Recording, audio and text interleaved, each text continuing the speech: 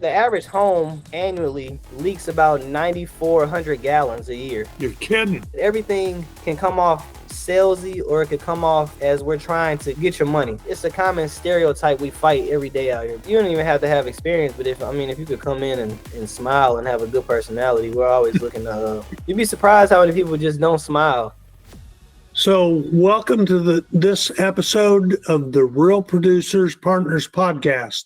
I'm your host, David Owen with Changescape Web. At Changescape Web, we assist businesses in the promotion of their services through the use of digital marketing technologies. And in each of these podcasts, we speak with a Real Producers partner to learn more about them and their business. And today I'm joined by James Grayson, owner of Plumbing Innovations here in St. Louis. Welcome to the podcast, James. Thank you for having me, David. It's great to have you here. So as we get started with our discussion, let's share with listeners the best way to get a hold of you. You can find me on Facebook, James Grayson, that's Grayson, and LinkedIn as well, the same thing. Okay, great. So is there a phone number? Do they go to your website? I'm sorry. If they need some help? Yeah, also you could go to theplumbinginnovations.com for any booking, or you could call the phone number 314-665-5268 if you need any type of inspections or estimates or anything. Tell us a little bit about Plumbing Innovations. A little history. How'd you get started? I got started straight out of high school. A lot of my teachers just told me. I wasn't a fan of school, but a lot of my teachers knew I had. I guess you could say I was smart, or whatever that means in school terms. Sure. So they suggested I go to a trade school, and so I went to Rankin, which is a reputable trade school in St. Louis, Missouri. And like I said, I really wasn't a fan of school, and plumbing happened to be the shortest program. I literally remember asking the lady, like, hey, what's the programs and how long are they? And plumbing was like 9 months compared to everything else being about 2 years. So it kind of just, it just kind of fell into my lap, so to speak. So that was the original start to getting into plumbing. And then from that point on, I always had a entrepreneurial spirit. I flipped a handful of houses and had some rental properties myself in that time frame. And then once I got to the point where I was at the tail end to take my master's license, I said, I'm gonna just go for it, and been doing pretty good ever since. That's great.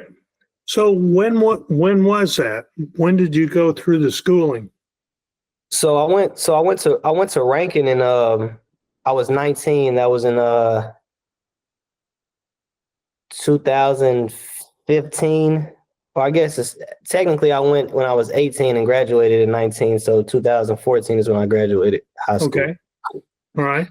And fast forward now, I'm 29, and I've been out on my own since I basically left my job right before Christmas 23. So almost, it's been a year and a half.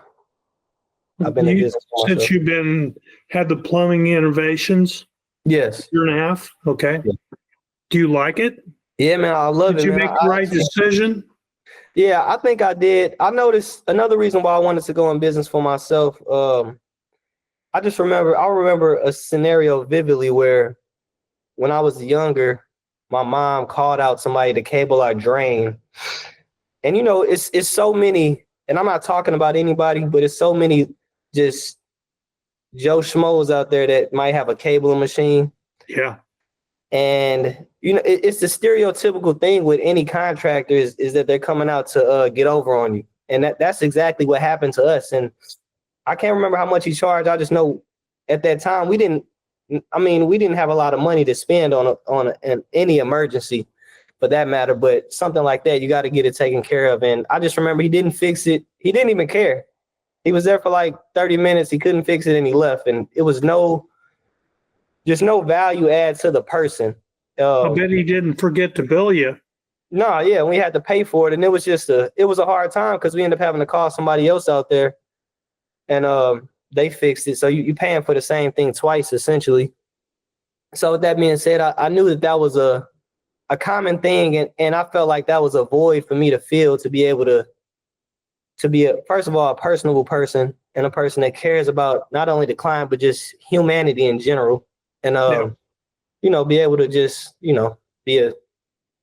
just create a good service for a person essentially. Sure, and you provide value in what you do.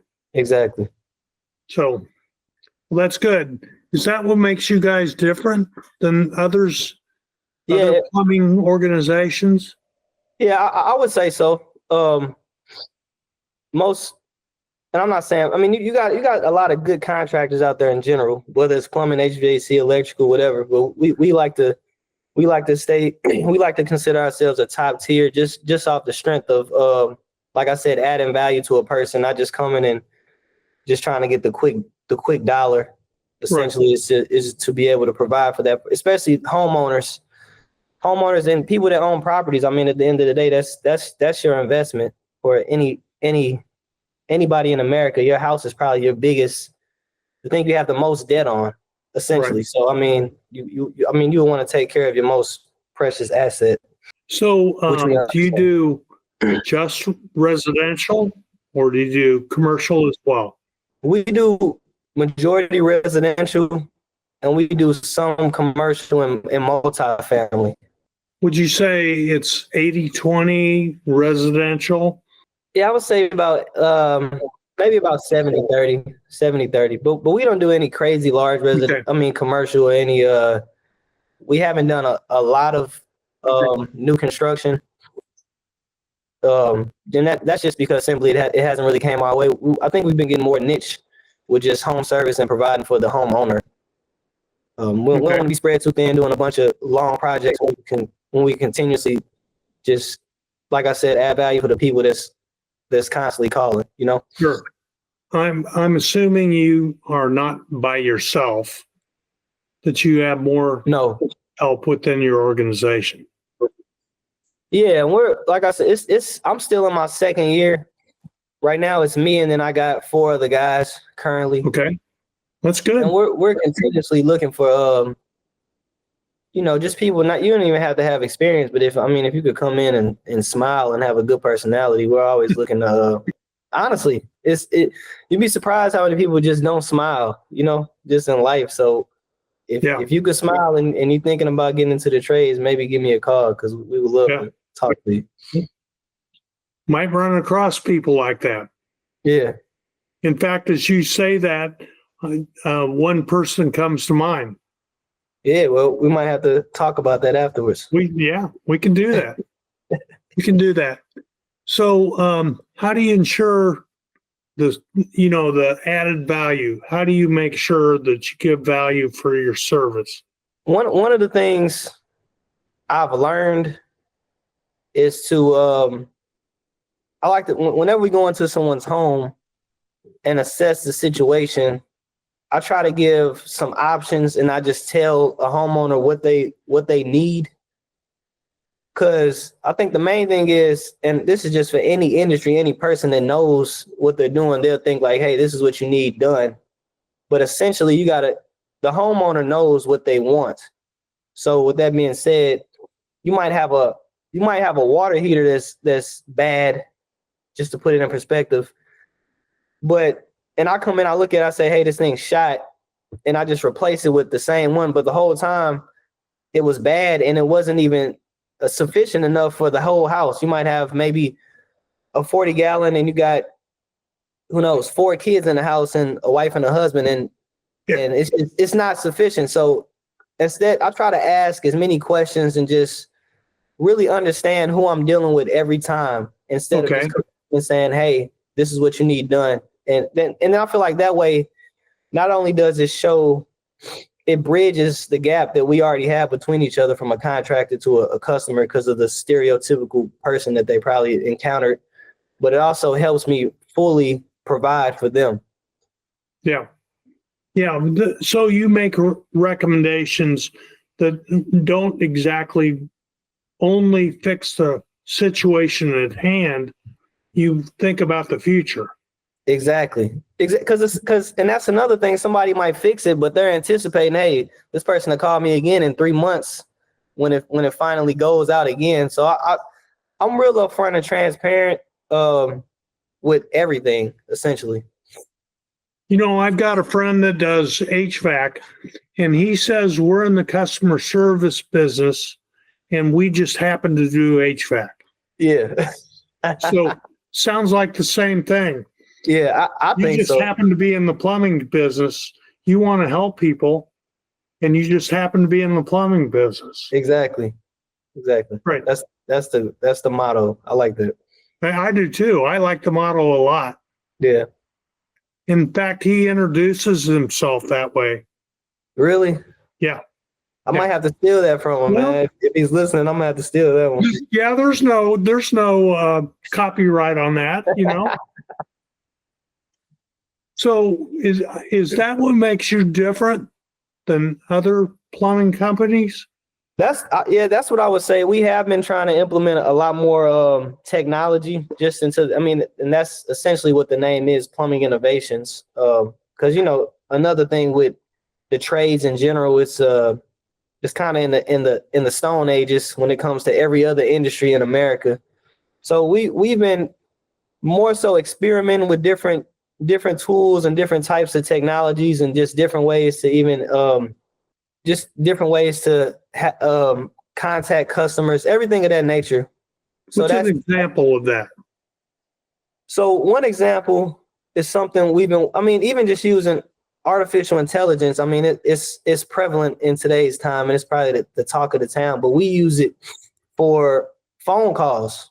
We use it for phone calls to really be able to document and understand what the client is asking, and also help us with being able to respond and assess these issues over the phone to really grasp that moment and understand it. And it's so much stuff to get overlooked. I mean, we are human, even though everybody's working, we might have stuff going on, and it's just ways just to keep everybody focused with artificial intelligence. So what I learned about, I mean, everybody's scared of it, but in reality, it's supposed to move us forward, hopefully, as humanity, as humans. That's what we're using it for. Well, that's probably an applicable implementation of the technology, not to replace people, but to supplement. Exactly. And so you gain information so you can provide better service, not just replace people. Exactly. That's how I look at it. Hopefully it stays that way. So what are you doing to help homeowners recognize when they need your services? Another thing we've been working on, and I'm gonna just be transparent, most homeowners don't.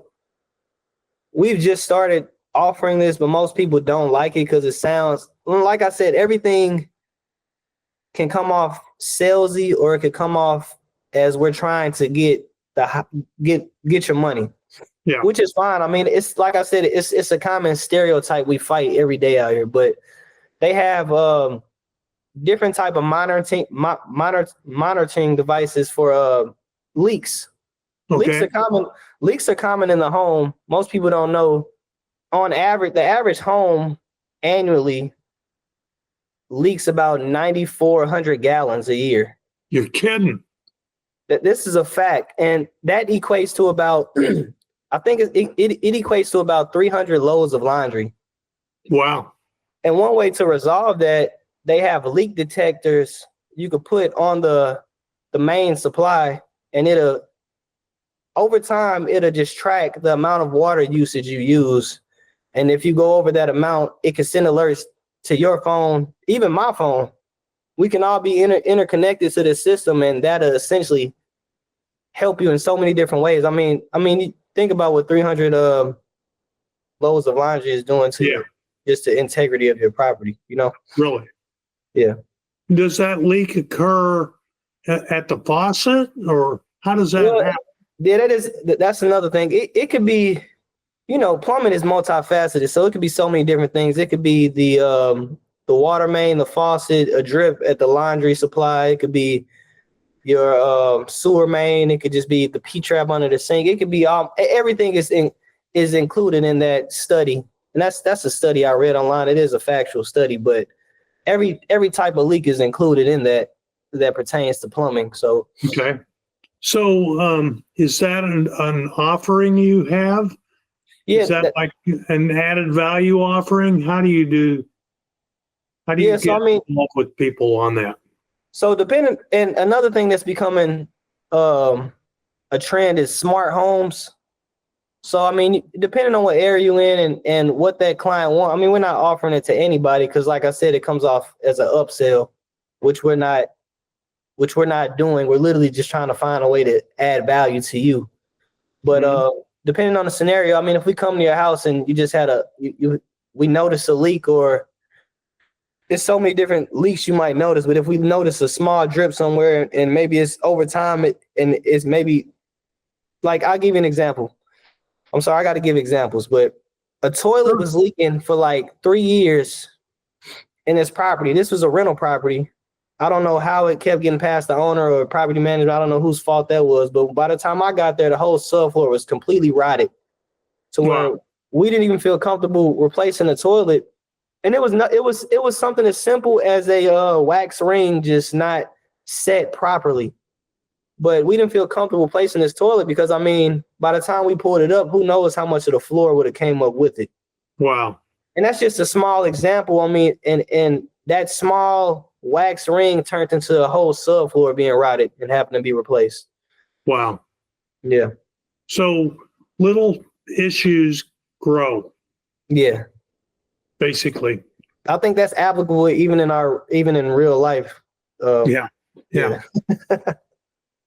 So tell us about the most bizarre job you've worked on.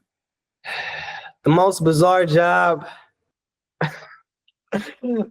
I think the most bizarre job I've worked on was this has nothing to do with plumbing, but I was actually just at a vacant house, and it was a full rehab project going on, and we were doing the main going from the sewer all the way into the home, and you just hear a bunch of yelling and commotion coming from across the street. Yeah. And hopefully whoever this was doesn't hear this, and then you see just somebody jumping out the window, and it wasn't a high window or anything. They didn't get hurt. They jumped out the window and they ran down the street naked. It was just a crazy scenario. I don't know what was going on. We were just looking, like, everybody was just baffled. I mean, you had the roofers there. Everybody was talking about it for the rest of the week. It sounds like it. So, I mean, it has nothing to do with plumbing per se, but it was just a funny scenario. Yeah. Something to talk about. Yeah. Those are all fun to remember and talk about. Yeah. So back to this leak detector. How is it installed? How does it work? I'm assuming it hooks into wireless in some fashion, so it sends alerts to your phone. Yeah, so they got, it's a bunch of different brands out there. It's pretty common in places like California, or like I said, smart homes that are being new built. But you hook it up like a valve essentially, and you would probably, most of the time, you would put it somewhere on that main line coming into the house right after the main valve. Okay. And you might have to add an outlet. Some of them come battery. I mean, I wouldn't want battery, because I mean, if the batteries are dead and you just don't know, or you're not paying attention to the app 24/7. So I mean, preferably you would want an outlet. And then you can hook it up to your phone, connect it to your Wi-Fi, and it just tracks it. I mean, it's essentially like, on your iPhone, and it just automatically tracks your steps every day. It's similar to that. Does it just look at consumption? Well, yeah, it'll track all the data, and it'll just, first it'll start off monitoring and documenting how much is used in the home over. I don't want to lie, but a period of time. Then from that point, it goes into monitoring if it's going over that usage. Okay. And then from that point, I mean, if it's a pretty significant increase, you will always get alerts, or you will always be able to check it. But if it's a significant increase, it'll alert you and let you know, hey, you might have a problem. You might want to check out, or whatever the case may be, which you might already see it. You might already notice if you got a pipe bursting in your house or something, or maybe it's just you might have a small leak at the water heater, whatever the case may be. Yeah. But it is a pretty cool feature. Yeah, a water heater leaking is pretty obvious. Yeah. I mean, I think, but if it's in your basement and you might not go down there that much, maybe you got the laundry on first. Yeah, so it's just, and after a while, that leak can turn into corrosion, and that's the whole thing. It's just water over time. I mean, we all know water cuts stone. You know what I'm saying? Over a long period of time. So I mean, imagine what it could do to something as brittle as the stuff in your home. That's right. Yeah, that's right. So if your home is 30 years old, what are the kind of things you should keep an eye out for or pay attention to? These are some like prevention tips I tell like everybody in the family. Hopefully they do it. I told them to. So well, you can't force them. But a handful of things. I think maybe get your sewer. If you got a cast iron sewer or clay, I would get it cambered once a year. Okay. And that's just because that thing is always losing its integrity. It's just a matter of when Father Time comes and it just collapses for whatever's going on underground that we can't control. Also with the water heaters, I mean, if your water heater is 20 years old, I wouldn't recommend this, but if you got a fairly new water heater, I would drain it every year. That because we have a lot of sediment and calcium in our water supply. And I mean, I know it's been times we had to cut open a water heater just to get it out the house because it's filled up with so much sediment. Even if you drain all the water out, it's super heavy. Yeah, you still couldn't lift it. Exactly. So if you drain that once a year, maybe once or twice a year max, you would be A-okay. I think that thing would probably last another 5 to 10 years personally. Okay. All right. Another thing is, what about faucets and things like that? Yeah, so I was going to say, the faucets, those things just kind of go out when they do. But all the angle stops and all the valves, even the main valve in the house, I would maybe twist those things once a year. Because, I mean, you got to think over time, them things have just been left on for so long. And if you ever wanted to replace your faucet, and those things probably won't even work when you try to turn them off because they've been on for 5, 10, 15 years just consistently, and they've never been turned. Yeah, got a lot of buildup and stuff. Exactly. Okay. Those are other things I would turn off as well. Turn on and turn off just maybe once or twice a year. Yeah, that's an interesting thought because some people say just leave well enough alone until it becomes not well enough. Yeah, well, I mean, that's like not getting an oil change on your car, That's how I look at it. True. But those are just small things. I mean, you could do it while you're cleaning up the house. That's what I think. Yeah. What about outdoor spigots? How often should you attend to those? With the outdoor spigots, I think it's two things. I think the first one everybody knows is when it gets cold outside. Sorry. You just disconnect the garden hose, especially if you got a sprayer at the end of it, because we all know what that'll lead to. It's even better if you have a valve separating that inside the home and you just turn that valve off in the wintertime. That's 10 times better. I mean, essentially, I would think, well, maybe if you don't do gardening or anything, I would want to open that up and close that once or twice a year as well. I mean, any valve, essentially, if you don't open and close it after a while, um, not only does that stuff corrode inside of it, but the handle itself just becomes it just doesn't function the same. And that's just probably because, like I said, the water has a lot of calcium and stuff that just constantly, I guess, sticks to everything it comes in contact with over time. Okay. Yeah, I can understand that. So, about the business aspect, are there people in St. Louis or the surrounding area you'd like to meet in terms of industry or, property managers or rental property owners or anything like that? Yeah, I mean, we work with a lot of people from homeowners to some. I mean, I would love to meet property managers and HOA presidents. Okay.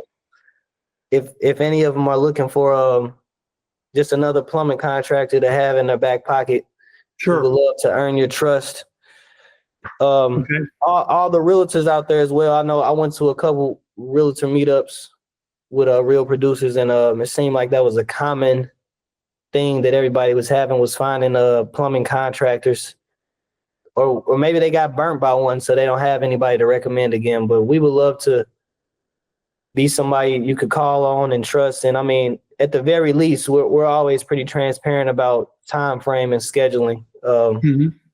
And that's just because, I mean, everybody's time is valuable. It's the one thing we can't get back. So I mean, if we can't get to it, when we know your business is based off referrals, well, ours is too. So we can all work together to make sure at the end of the, or even at the end of the day, we'll all work together to make sure it gets done, or at least be transparent so you can find another alternative. So, how about other plumbing companies? Would you want to know those folks? So it's crazy you say that. One of the things we've been working on is acquisitions. We've been really looking to purchase plumbing companies. I know it's a study going out about a lot of retired people about to retire, and a lot of those are business owners. Yep. And I mean, we are looking to partner and work with whoever is looking to, I guess, find an exit. So if anybody's thinking about, if anybody has a plumbing company, or even just been a man in a van, I mean, that's still a plumbing company to me. So if anybody's looking to talk, and maybe we could figure out a win. I'm all about win-win scenarios. So I'm not looking to just get the better end of the stick. I think we can always create a win-win. So if anybody's interested in that, then I would love to sit down and talk.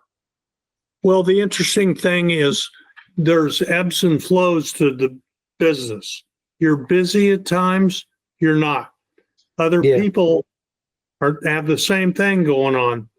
So if you can't get to it, but you can provide a solution, it's back to your old, the thought of providing customer service that happens to be a plumber. Exactly. No, that's why, like, even me, I'm always giving referrals. Like, one of the things I want to get into, but we don't do is liners. And so, I mean, I got a go-to guy I call for that. I mean, we don't do a lot of water service. I got a go-to guy. So I always refer, because I mean, essentially, I hate to say it, but it makes me look good. With Right. all of us, if we could refer someone, then we're like the superhero still. Right. And I mean, that's a good ego thing to have, to still be able to help someone. And now it's a double conundrum, because I'm helping two people. That's true. Yeah. That's true. And if you're in a position to help somebody get a problem solved, you become the hero, Yeah. whether you did it exactly or not. Exactly. Yeah. So we've talked here for about 25 minutes. What else should people know? I think we touched a lot of bases. I mean, like I said, we're here to help. We're here to add value to everyone, and just any way we could service the community, man. That's what it's all about. So again, your website address is what? it is theplumbinginnovations.com. I'm working on my Facebook business page and my LinkedIn business page, but it will be Plumbing Innovations. I should have that up in a week or so. Okay. So All right. those are right now. Well, listen, I really appreciate your time. Yeah, no problem. So we'll wrap up for now. And, there might be an opportunity to do this again. And I hope you'd be open to that. Okay, thank you, David. It was nice speaking with you. All right. Nice talking to you too. Yeah, I always.